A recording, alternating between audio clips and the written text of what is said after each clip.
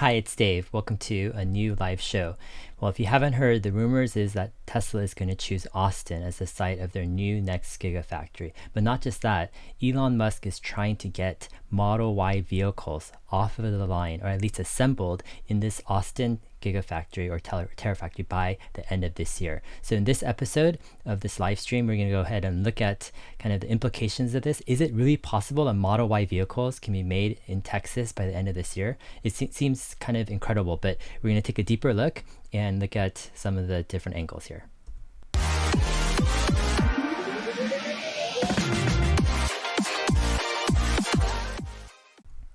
All right, so Tesla is rumored to choose Austin as the site of the next Gigafactory, and it could be the fastest car factory rollout ever. And we're going to take a deeper look into this. If you can hear this on the live stream, you can give me a thumbs up, and go ahead, and if you're listening to this live, join in on the live chat, and yeah, we'll go ahead and answer questions at the end of this kind of first part. All right, here are the rumor highlights. First off, Tesla has chosen Austin area for the next Gigafactory, or at least that's what Elon Musk is, leaning on. Second, Elon wants to produce the Model Y vehicles by the end of the year. And lastly, it's possible that they'll just do general assembly, right, at the Austin factory by the end of 2020. And then there's this question about how about Tulsa, Oklahoma? Okay, so let's look at these highlights in a bit more detail.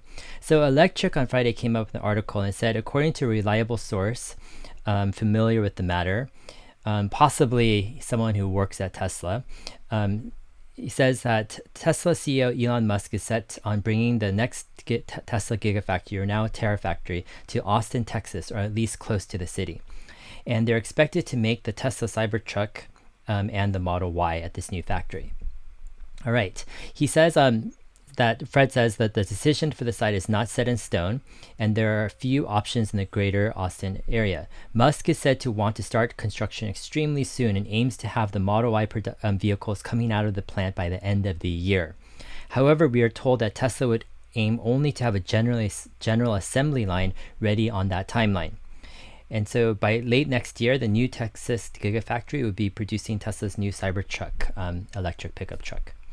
All right, after this article was published on Electric, Seth Weintraub, which is the publisher of Electric, or the owner of Electric, he does 9to5 Mac and a few other sites. He says that within the hour or so, Tesla reached out to not just one or two, but at least three different news outlets right after Electric published this to say that they're considering Tulsa, Oklahoma. And so let's look at what's going on here. So TechCrunch is one of the outlets that came out with a report right after Electric's. And the behind the scenes thing is Seth Weintraub is saying that Tesla's PR basically reached out as quote unquote an anonymous source to kind of seed this story that Tulsa, Oklahoma is still in the running. And so TechCrunch says Tesla officials visited two sites in Tulsa, Oklahoma this week to search for a location. A final decision has not been made, but Austin and Tulsa are among the finalists. So it seems like Tesla PR is trying to do damage control. They haven't yet signed, right, the final agreements with Austin, and so they want to explore Tulsa, the next kind of final candidate, and they don't want to kind of close the loops before they have a chance to get full negotiation. All right, so the big question is Hutto, Texas, the site that Tesla is going to choose? Now, there's a lot of rumors going on that it is Hutto, Texas, and I want to look at this a little bit deeper here. So Hutto, Texas is this kind of outskirt area in the greater Austin area. Here's Austin here. Here's Round Rock, where like Dell computers made famous. Austin is a home of a lot of tech companies, lots of stuff happening in Austin. And Hutto is about, probably like 10-15 miles away from Austin, or at least the center. And it's a growing kind of small kind of, rural area. So here's the city website of Hutto, Texas. And it says that they have a dual rail site. Now, this was the site that they had submitted back in 2014 or so when Tesla was looking for the first Gigafactory site. And the city of Hutto pulled together 1,500 acres at that time. And it was like supposedly the runner-up to the Gigafactory, but Nevada won. And this site is still available. And the electricity is deregulated. They have dual-class railroads and several airports nearby. And the key is this. is that the city of Hutto is prepared to expedite entitlements, permitting, and inspections, and is able to meet tight project deadlines, right? This is the number one criteria. There's a lot of FUD going on that Tesla wants, huge incentives, etc. And I think to a certain level, yeah, if you're going to invest billions and billions of dollars, right, in an area where you didn't have to, you want at least some incentives in terms of like the taxes that you're going to pay, right, to the local and state officials, etc. So I think that's fair game.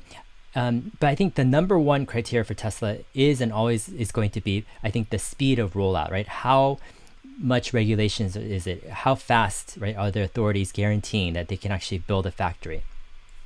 Okay, so here are the implications of all this. First, it does look like, in my opinion, that the greater Austin area is the site for the next, right, Tesla factory, whether it's Gigafactory, eventually Terafactory.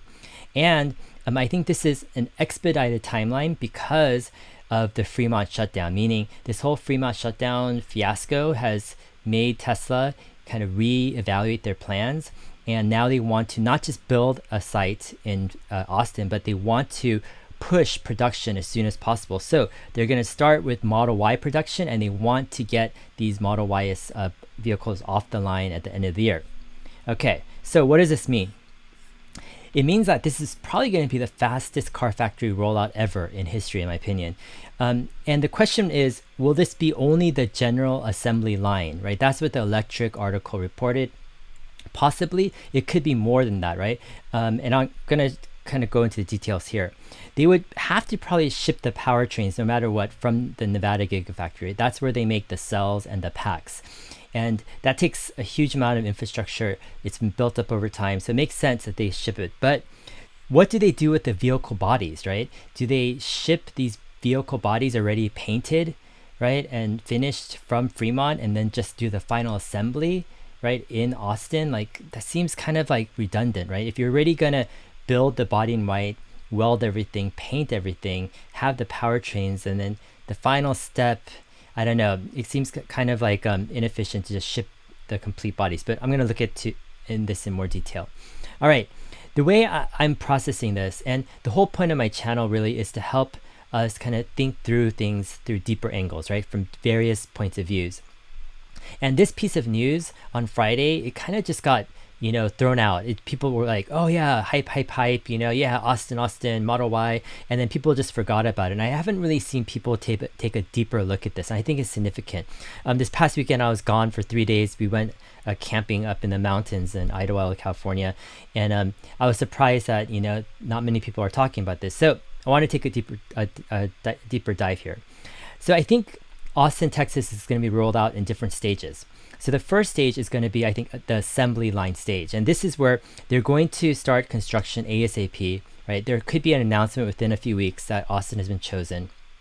They're going to get permits, right, expedited. This is part of the negotiation process right now, I believe. They're going to be leveling the ground, building a foundation, getting the first parts of the building up as soon as possible. And they're going to set up a general assembly line modeled off of their Shanghai plant. It's going to be simple. It's going to be efficient. It's not going to be the whole dreadnought thing. They've learned a lot from those days. And they're going to probably, in this stage, prep the stamping, painting, and the body in white. And here's what I mean. I think, yeah, sure, they could set up a general assembly line, etc. But that doesn't really take much, right? You can build a permanent tent structure, and you have people, and you just have to have all the parts there, right? And you can assemble cars. So that doesn't seem that ambitious to me, actually, just to have a general assembly line. I think they're going to have to prepare, right, getting the stamping presses in, and get the paint shop in, right? And get all the robots to weld the body in white. And in order to do this, I don't think it's going to be possible by the end of the year to get all of this stuff up and running. So probably in Elon Musk's mind, he says, worst case, we're going to ship vehicles, the painted bodies, we're going to ship, the painted bodies, the powertrains from Nevada, and all of the parts. And in this Gigafactory in Austin will just pull it all together, right? That's worst case. But in the best case scenario, they're going to be able to do certain parts in addition to that, right? Maybe it be stamping, maybe it be painting, maybe it be body in white. So that's kind of stage one. In stage 2 is when they finally get all of the stuff running, meaning they get the stamping press running, right? This is a huge machine. It takes like probably 6 to 12 months just lead time to get this after they order. They get the paint shop up and running. Again, this is extremely complex to do. And then they get their body in white robots. These are the robots that weld together. They weld together all of the different, parts of the car. And then they're going to probably ship the seats, the dash, right? The dashboard, the glass in the car, the different parts, etc., from Reno and from Lathrop. Lathrop is where they do most of their castings. And so, in my opinion, by the end of Q1 2020, their goal is to have a complete full production line, right? Stamping, painting, welding, doing the whole thing in Austin, Texas, right? This is their goal, end of Q1 with Model Y production. They'll still ship the rest of the parts, right, from Fremont and Reno, etc. But the big bulk of the production will be done in Austin. Now, stage 3 is they're going to start building the supporting production, meaning they're going to start building the seats, the dashboard, the plastics, the glass, and all of the different parts that Tesla, makes. They're going to start making that in Austin as well. It's going to be a full production system, and I believe the target is going to be summer 2020, right? That they'll have everything up and running. Now, the 4th stage is they're going to start preparing for the Cybertruck production, and the initial production is estimated the end of 2021, and they're going to have full battery pack and probably cell production going on in Austin. Who knows? Maybe this will start a bit earlier, right? At the end of this year or even early next year, they'll start to build cells, and actually they'll be ready for the Cybertruck by the end of 2021.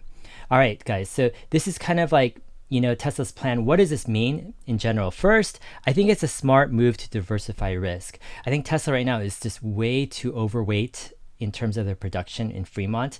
And I think there's a decent chance that Fremont shuts down again because Alameda County is one of the most strictest places regarding shutdowns. And during this winter, I think there's a decent likelihood there's going to be some flare-ups, right? And Tesla could be a victim of these shutdowns. And so I think Elon and Tesla want to mitigate this risk. And I think it's a smart move to mitigate this risk. And yeah, that's why you expedite Austin as fast as you can. Second, it makes sense because they need to ramp Model Y and they need to ramp Cybertruck, right, when it gets out. And so in order to do this, they need a factory anyway. So why not just pull up your factory plans, get Model Y at least up running as fast as you can, mitigate, right, the risk of shutdown in Fremont. That's what it's all about. And you also, for Battery Day, are going to announce, right, new cells, new packs, etc. It's a great place to start new production. And I think overall this demonstrates Tesla's ability to move fast, and it also demonstrates the high demand that Tesla has for their new products like Model Y and Cybertruck. If they didn't have Model Y and Cybertruck kind of ramping up, right, they wouldn't need another factory. But because they have these new products with super high demand, they have the flexibility to ramp up a new factory quick as possible. All right, so these are just some quick thoughts. I think over the next few weeks, we're going to have more clarity from Tesla regarding Austin, and I think we're going to be surprised. I think Elon is going to push an expedited Model Y production out of Austin by the end of this year, if not by the end of Q1 next year. All right, here's some questions. If you want to ask a question, please go ahead, put all caps question, colon, and then ask your question. Sorry, I wasn't able to kind of read all the live chat up until this point. So go ahead and I'll try to take a look at as many questions as I can. While you guys kind of post your questions here, here are a few questions I kind of brainstormed myself. Will Tesla move their headquarters to Austin, Texas too? Yeah, I think this is kind of inevitable. If you have this new kind of factory, if it's really going to be a Terafactory, that's like 30 times as big as like Reno in some ways in terms of cell production, you're going to probably have your engineering headquarters there too. You're going to have a satellite office always in Palo Alto or the Bay Area, but I think increasingly over time, Tesla will move their headquarters probably to Austin, Texas. All right, will Tesla make vehicles in Reno Gigafactory? Right, so this has been a big option that Tesla could always do. They've thought about making the Model Y at Reno rather than Fremont, and they might have regretted their decision with all of the shutdown. But I think Reno is going to make, I believe, probably the Tesla Semi, right? And who knows, they might actually ramp up, they might split production, right? They might move actually Model Y, let's say, production over time over to something like a Reno. And the majority might happen in Texas or so. That's my kind of, opinion. All right, will this change the future Fremont plans? Yeah, I think it does. In my opinion, I think Fremont is capped. I think Elon has had enough with kind of the Bay Area and the shutdowns. There won't be probably, I think, that much expansion in Fremont or the Bay Area anymore. Elon has set his sights to Texas or Oklahoma, who knows, but probably Texas, and that's where the expansion is going to happen. All right, what's the significance of Battery Day? I think there's a few things with Battery Day as it comes up that we need to think about. First of all, it's obvious Tesla's going to release a new million-mile cell, right? And this cell is going to have different new technologies like, dry electrode technology, tabless design. It's going to have new chemistry, lower cobalt, etc. The second thing is this new cell is going to have a lot more ability to charge and discharge over time. The second thing is I think they're going to announce a cell to pack type of approach where they're getting rid of the modules. And the third thing is they're going to announce this vehicle to grid technology, right? It's going to be a virtual power plant. Either tomorrow or Wednesday, I'm going to do a deeper dive into this because I think it really does kind of like change the whole identity of Tesla. And I think it's very significant. And the fourth thing in Battery Day is they're going to announce probably their Terafactory plans, right, to significantly ramp up battery production to the point where they can make 10 to 20 million cars a year by 2030. And all of this stuff is good news. The most interesting or kind of unknown thing that people are starting to kind of get their hands on is the vehicle to grid technology. And we'll talk about that more in a bit. All right, what do you think about Tesla raising full self-driving pricing by $1,000 on July 1st? So if you haven't heard, Elon tweeted that they're raising the price of the full self-driving option, I think from $7,000 to $8,000 on July 1st. Now, I'm not a fan, actually. Personally, I've had autopilot for the longest time, since my Model S P85, back in the day. Actually, that didn't have autopilot, actually. That was like a pre-autopilot. But my Model 3 is a December 2017 Model 3. And so I've had autopilot, and I just don't think it's worth at this point like $7,000 or even $8,000 for the feature set right now, right? If you're buying this full self-driving feature, you're buying it on the hopes of the promise that this is going to come. And it's just, I don't know, I'd rather have Tesla just release the features and up the cost as the features really, justify the cost, right? I understand why they're doing it. It is an incentive for people to pay more or to get the feature ahead of time, etc. And Elon is saying it's going to go up in price, but I don't know. I'm more of a thing of if the timeline is unclear in terms of exactly when full self-driving is released, then I don't know. I'd rather have them just not so much charge high for a feature that is not clear on the release date. Anyways, that's my opinion. All right, let's go ahead and take a look at some of the questions that viewers are asking right now in this live stream. All right, so Vidu says, this is a complete newbie question. What would happen to a share of Google if the company was split into smaller branches? Would it be split among them, or would there be separate IPOs? Yeah, I think my understanding is once a company splits, you just basically get one share of the new company. So the new company has identical shares as the old company or the splitted company, and then the existing shareholders just get a new share in this new company, and it's going to be publicly traded. So, and that could change over time as well. There's probably a lot of different issues or questions. All right, could Tulsa be a hedge in case Texas does not release Tesla from direct manufacturer sales? Yeah, I think Tesla still has some bargaining issues. They want probably Texas to commit to allowing them to have direct sales, which they can't right now. There's probably a few other issues, right, that Tesla is insistent on, and Texas hasn't given in yet. So I think there is final negotiations right now. All right, Tomer says, why doesn't Tesla build a General Assembly tent in Nevada right now? Why wait for Giga Austin? Yeah, I mean, that's my question. Like, if it was really just an assembly line in Austin, then why would you do that, right? Send all this stuff over there just to get assembled, right? And yeah, Tomer, you're right. Why not just do it quicker, right? Do it in Reno, which the battery packs already there, right? You don't need to ship them, and it's a quicker line. So that's where I'm thinking actually it's going to be more than assembly, right? I actually think they're going to try to do stamping and body in white and paint, and I think Elon is trying to push it by the end of this year. That's my personal opinion. And if he can't, he'll ship it, but that's not ideal. But latest Q1, end of Q1 2020. That's my opinion. All right, fattest boy 911 says advantages of Tulsa location over Austin location. Yeah, I don't know exactly the negotiations. I would imagine Oklahoma is giving a ton of incentives, right? And promising expedited speed, right? That's the key. And so that's probably the big thing. Austin though is probably a sexier location for Elon. He's already committed to Texas, right? He says their headquarters are going to be in Nevada or Texas, so he kind of gave it away anyways. Austin's kind of cool. It's kind of a tech hub, close to big cities, like San Antonio and Houston, and close to SpaceX launch site.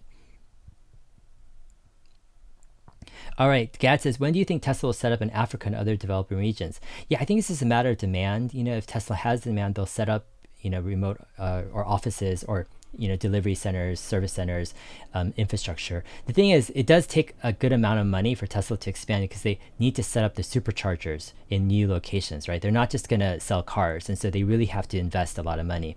Africa could be an interesting place for kind of power walls, the vehicle to grid technology, all this stuff. So yeah, Tesla will get there over time. All right, question. Do you think they will announce 2 Terafactories, Oklahoma and Texas? Yeah, possibly. I think right now they don't really need 2 factories right now in mid US right now. They just need one. They just need the big one, right? And Austin has a lot more benefits. They'll put their headquarters in Austin, and it'll be easier for them to go back and forth there.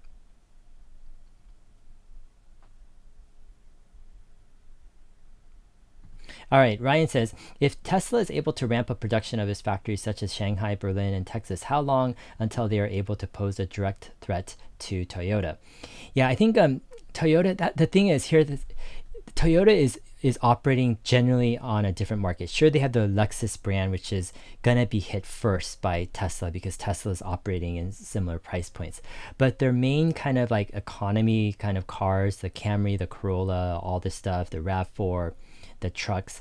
I mean, for Tesla to hit Toyota, like where it hurts, they really need a car past Model 3 and Model Y and Cybertruck. They need a car, in my opinion, that's like $25,000 or so. And I think this is why I'm actually personally most excited about Battery Day, because I think it does show, and it will show a clear path to a Gen 4, right? A cheaper vehicle, right? There was a leaked article on Friday, or last week I did a live stream called Tesla's Battery Plans Leaked, Revealed. And it shows that, through CATL, they have cell costs of $60, right? Per kilowatt hour, and and $80 on a pack level, and that's for the lithium iron phosphate. However, that's showing that we can get the battery packs down to maybe $4,000 or so for a 50 kilowatt battery, and that's just amazing. Think about $4,000. This will, I think, enable Gen 4, and that's going to enable Tesla to go to the heart of Toyota and get basically these mass cars.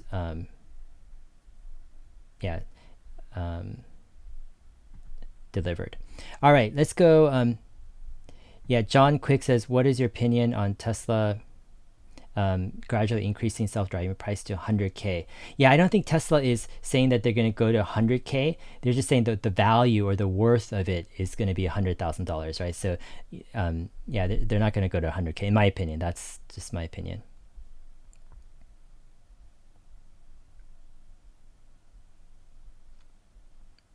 All right, question. How significant do you think the cost differences are for producing the same vehicle in Fremont, Austin, Shanghai, or Berlin? Yeah, I think actually they're quite significant. Tesla has a lot of like CapEx invested into Fremont. That's when they were the most inefficient. There's a lot of CapEx inefficiently as well invested into Reno, because it's just their first kind of factories. They're just learning. For Shanghai, it's like they've learned from all their mistakes and it's super efficient, right? And labor is also cheaper. I think for Austin and Berlin, it's going to be amazingly a lot cheaper. And that's going to allow Tesla, I think, to drop their cost or increase their feature set. All right. Here's a question from Mark Sir. He says, quite sure you noticed antitrust bubble trouble before Google research. Which pieces of information caused your view to change on tech giants? How do you evaluate the risks of political interventions? Yeah, so I think the antitrust kind of risk was the top risk that I had for Google in my first video. However, when I looked into it deeper, I started to see like all of the pieces coming together where I just really couldn't rationally, argue that Google would escape from this. Like I think they're going to get hit hard, and it's also because of the changing political environment, where I think both sides of the aisle are starting to agree that there needs to be antitrust action taken. And so the more I look into it, the more I start to see there are risks. And the risks most likely aren't going to be that devastating. It's just that because there's a chance that there could be some really significant damage, that gives me hesitation with companies like Google or Facebook, like Amazon. All right, my stream right now is kind of getting choppy. Yeah, I'm gonna go ahead and end this live stream a little bit early. Sorry guys, I'll try to work on this technical issue for my next video. All right, coming this week, I'm looking to go ahead and do a deeper dive onto the Tesla virtual power plant vehicle to grid technology, what that means as Tesla shareholders. If you haven't subscribed to my channel, please do so. Also, please go ahead and like this video. That really helps get the word out, helps YouTube, push it, publicize it more. And we'll see you guys in my next video. Thanks, bye.